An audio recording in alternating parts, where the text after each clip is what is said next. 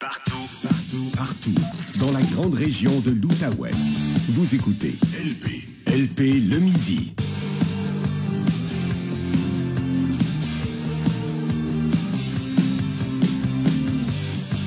Bon, alors on le disait tantôt, on s'attend à un début de déconfinement la semaine prochaine au Québec. L'OMS aussi qui nous prédit que l'Europe se rapproche d'une sortie de la pandémie telle qu'on la vit, telle qu'on la connaît depuis maintenant presque 2 ans. Allons donc, dans ce contexte-là, retrouver le microbiologiste Patrick Filion, professeur au Cégep de l'Outaouais, bien sûr. Salut Patrick! Salut LP. Lueur d'espoir qui fait du bien au moral. Ça veut donc dire, Patrick, qu'on ne doit pas trop s'inquiéter de l'arrivée dans plusieurs pays d'un sous-variant d'Omicron, le BA.2 qui fait la manchette depuis quelques jours? Ben, on va le surveiller. Ça va être un peu comme tous les autres variants. Celui-là est considéré comme un sous-variant. Donc, je pense qu'il y a une vingtaine de mutations là, qui le distinguent du variant Omicron que l'on connaît. Donc, on le surveille. Pour l'instant, encore une fois, il semble être du même niveau de virulence que son frère Omicron. Donc, on surveille la situation. Je pense pas qu'il y a de quoi s'inquiéter, mais il est encore vraiment très tôt là, pour prendre des décisions ou pour évaluer son impact là, sur la santé. On se questionne encore sur, est-ce qu'il est capable d'éviter le système immunitaire en raison de la vaccination, des trucs comme ça. Mais pour l'instant, il ne causerait pas de dommages, substantiels là, pour la santé. Donc, ce serait pas une cause qui ferait en sorte qu'on reviendrait à l'arrière et recommencer à avoir plus de confinement ou quoi que ce soit. Il faut éviter de paniquer, hein, des nouveaux variants ou des nouveaux sous-variants, il y en a une tonne, là. Écoute, on s'en sortira pas, puis je pense que faudra peut-être essayer d'éviter justement d'en faire quelque chose d'anxiogène. C'est quelque chose qui existe depuis tout le temps. Là. Avant même la pandémie, les coronavirus ont toujours évolué, muté. Là, on est dans une pandémie qui nous frappe, donc on le vit, c'est peut-être plus concret pour tout le monde finalement, mais c'est la nature de ces virus-là, ils évoluent. Donc, faut pas paniquer à chaque fois qu'on parle d'un nouveau variant ou sous-variant. Maintenant, on est rendu dans les sous-variants. On surveille la situation, mais avec ce qui se passe dans le monde et tout, je crois qu'on se rapproche plus d'une endémie que d'une recrudescence là, d'un nouveau variant. Donc, pour l'instant, c'est sûr que les hospitalisations sont encore assez élevées, mais on commence à avoir une petite baisse. Donc, je pense qu'à moyen terme, là, on va commencer à pouvoir, espérer recommencer à vivre une vie un petit peu plus normale. Pour conclure là-dessus, là, je disais que BA.2, c'est un sous-variant considéré comme furtif. Explique-nous ce que ça veut dire au juste. Oui, quand on parle du côté furtif de la chose, c'est qu'on a de la difficulté à le détecter dans les tests. Donc, si on pourrait détecter, par exemple, que la personne est positive pour la COVID, ça c'est une chose, mais de vraiment être en mesure de déterminer si c'est Omicron ou le BA2, c'est plus difficile. Donc, ça prend un séquençage complet de son génome pour pouvoir clairement l'identifier. Donc, c'est pour ça qu'on parle du fait qu'il est furtif. C'est pas parce qu'il se déplace dans la population puis qu'on ne le voit pas, on ne le ressent pas. Donc, les gens sont malades, mais c'est quand il vient le temps de l'identifier en laboratoire pour vraiment spécifier que c'est le BA2. Il est très difficile à identifier pour l'instant avec les tests que l'on a. Donc, on devra peut-être faire des ajustements. Donc, c'est pour ça qu'on parle du côté furtif de ce variant-là. Mais c'est vraiment au niveau du laboratoire que le problème se situe, là. Deuxième sujet, une étude américaine menée auprès de 2000 couples qui nous dit que le vaccin contre la COVID n'aurait aucun impact sur l'infertilité. Puis c'est important d'en parler parce que ça causait une certaine inquiétude, ça, Patrick. Oui, écoute, moi j'ai plusieurs amis, même de mes étudiantes là, qui me questionnaient là-dessus parce que, sur les réseaux sociaux, certaines nouvelles étaient sorties au sujet que le vaccin pouvait entraîner de l'infertilité, entre autres chez les femmes, avec un dérèglement du cycle menstruel et tout. Donc, l'étude américaine vient dire le contraire, vient prouver que les vaccins n'ont aucun effet, ce qui peut probablement rassurer bien des gens. Donc, c'est des jeunes familles là, qui pensent avoir un enfant, quoi que ce soit. Donc, le fait d'être vacciné ne devrait pas causer de problème en ce sens-là. Par contre, la même étude, ce qui est intéressant, c'est que on a remarqué que le virus lui-même, donc une infection, pouvait causer une diminution de la fertilité chez les hommes. Mais pas chez les femmes. Pas chez les femmes. Donc, les femmes, qu'elles soient infectées ou qu'elles reçoivent le vaccin, leur fertilité ne devrait pas changer. Par contre, chez les hommes, lorsqu'ils sont infectés pendant un certain laps de temps, la fertilité pourrait diminuer d'environ 15 à 20 %. Donc, au moins, c'est réversible. Donc, c'est pas quelque chose, encore une fois, qui va condamner la personne à être infertile pour le restant de ses jours, mais ça diminue quand même là, d'un certain pourcentage. Oui. Et là, je rappelle qu'on parle du virus et non du vaccin là, qui cause virus, donc l'infection. Une diminution de la fertilité temporaire chez certains hommes. Bon, hey, on va revenir en arrière un petit peu, Patrick. Il y a 2 ans, presque jour pour jour, le 23 janvier 2020, pour être précis, il y a un premier cas du coronavirus chinois, c'est comme ça qu'on l'appelait à l'époque, qui était déclaré au Canada. La suite des choses nous démontre, Patrick, qu'on n'était pas prêt à faire face à ce virus et qu'on a malheureusement pris ça à la légère.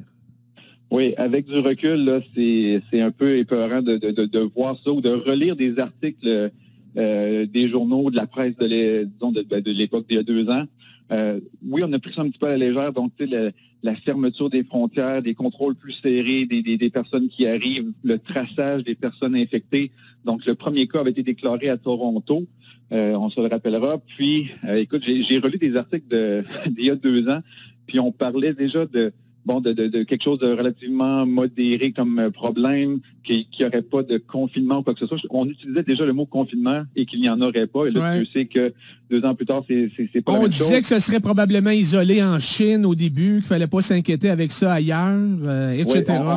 Oui, on comparait la situation au SRAS au début des années 2000, où il y avait eu quelques centaines de cas, mais ça n'avait pas entraîné là, de fermeture massive là, d'industrie ou de quoi que ce soit.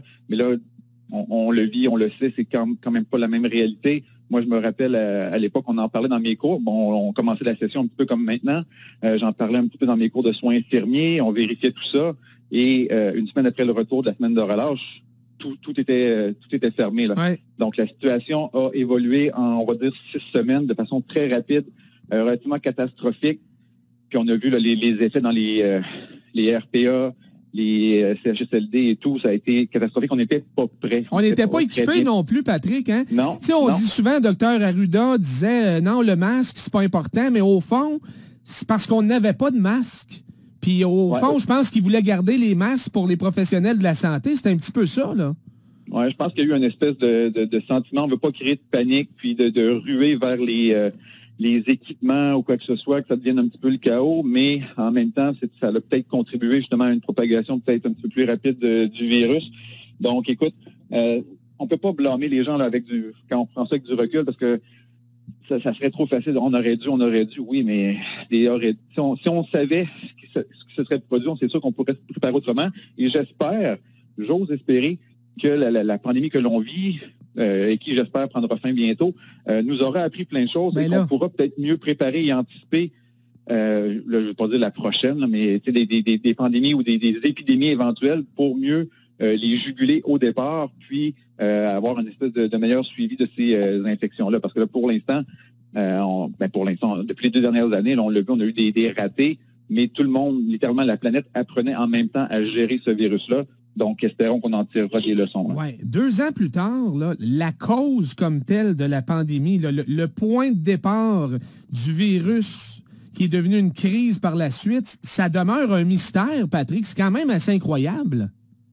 Oui, c'est incroyable. Il y a plusieurs hypothèses, certaines un petit peu plus farfelues que d'autres. Ce que l'on croit, ou du moins l'espèce de consensus scientifique, c'est que ce serait une zoonose, donc un virus d'origine animale qui aurait été transmis à l'humain, et la suite, on la connaît. Mais là, bon, les autres théories où ce serait un virus de laboratoire et tout, écoute, on peut pas écarter une hypothèse comme celle-là. C'est peut-être la moins plausible, mais c'est pas impossible. Donc, on peut pas la mettre de côté, mais je crois que... Un jour peut-être, on va le savoir. Ben, écoute, les coronavirus, comme le MERS, le SRAS, ce sont des zoonoses. Donc, la théorie la plus plausible, c'est vraiment que ça vient d'un animal et que ça a été transmis à l'humain.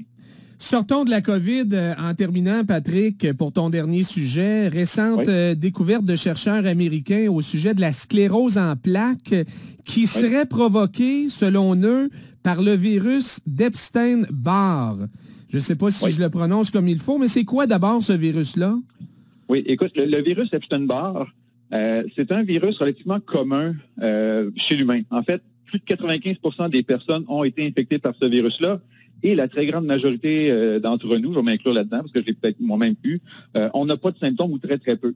Puis juste pour donner une idée, là, les gens vont sûrement connaître la mononucléose, peut-être une maladie qu'on connaît un petit peu plus. Oui. Ben, la mono est causée par ce virus-là. Puis comme je dis, 95% des gens sont infectés par le virus, mais c'est pas 95% des personnes qui développent la mono. Donc, si on revient à la sclérose en plaques, on sait que la sclérose en plaques, c'est une maladie qu'on dit auto-immune. Donc, c'est mon système immunitaire qui m'attaque. Qui m'attaque à la gaine de myéline, ça provoque des problèmes au niveau de la transmission des influx nerveux. Maintenant, ce que l'étude démontre, c'est que ce serait ce virus-là qui entraînerait une réponse qu'on dit croisée. Donc, mon système immunitaire veut attaquer le virus, mais développe des anticorps, des cellules immunitaires contre la gaine de myéline en même temps. Donc là, si ce lien-là s'avère, ce qu'on pourrait faire pour limiter ou empêcher le développement de la sclérose en plaques, ce serait de vacciner les gens contre le virus Epstein-Barr, ce qui nous protégerait contre la mono, contre la sclérose en plaques, et aussi, ça c'est autre chose, mais le même virus peut causer un cancer qu'on appelle le lymphome de Burkitt. Donc, en vaccinant contre ce virus-là, le virus Epstein-Barr, on protégerait les gens contre ces trois disons, maladies ou infections-là potentielles. OK, donc c'est une découverte intéressante, mais pour les gens là, qui ont déjà le diagnostic de la sclérose en plaques, malheureusement, il est trop tard pour eux, ça ne change rien. Là. Non, c'est ça, parce que leur système immunitaire a déjà été, on va dire, entraîné à reconnaître la gaine de myéline comme étant problématique, même si c'est une structure qui nous appartient. Donc, dans l'immédiat, pour ces personnes-là, malheureusement, là, il n'y a pas, je pourrais dire, on ne peut pas les vacciner a posteriori. Donc, ça ne change rien. Mais c'est vraiment pour la prévention dans un avenir rapproché. Si on pouvait développer un vaccin pour prévenir l'infection à la base, mais on pourrait par la suite protéger les gens contre la sclérose en plaques et la mono, etc. Oui, bien ça va être à surveiller. On pourra s'en reparler en temps et lieu, Patrick. Certainement. Merci beaucoup. Bonne rentrée. Je sais que tu ne travailles pas aujourd'hui, mais tu travailles un peu de la maison pour de la préparation. Maison, ouais. Alors, bonne rentrée demain au cégep dans ton cas. Merci beaucoup. Bonne journée. Merci, Patrick.